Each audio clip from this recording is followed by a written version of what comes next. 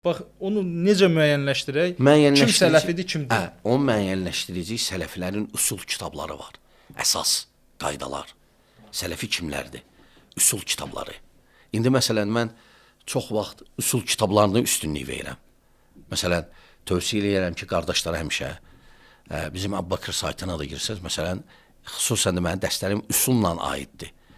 Usul nədir? Qaydalar. Bəli, usul elmi var. Usul elmi. Yox, var usul fiqh, o başqa. Bəli. Var ümumiyyətlə mənhəcin, ümumiyyətlə əhl-i sünnənin usulu əqidədə, yanaşmada. Orada məsələn var İmam Əhmədin usul-u sünnə, var Muzəninin şərh-ü sünnə, var Hümeydinin, var Bərbəharinin, hal-hazırda mən oxuyuram o kitabı. Mən niyə üçün usul kitablarına üstünlük verirəm? Onunla orada göstərilir kimlərdir sələfi.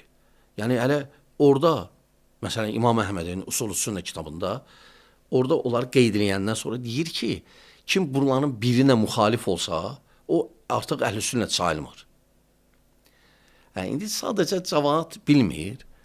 Məsələn, siz bir yax, necə efirdən qabaq danışdıq, saqqal və s. deyirəm, dərhal bu sələfidir və ya... Yox, sələfidir yox, dərhal terrorçudur. Və ya terrorçudur. Cürbəcür sözlər işlədirlər. Amma sizcə, baxın... Bunlar savadsızlıqdan irəli gəlir. Tamam.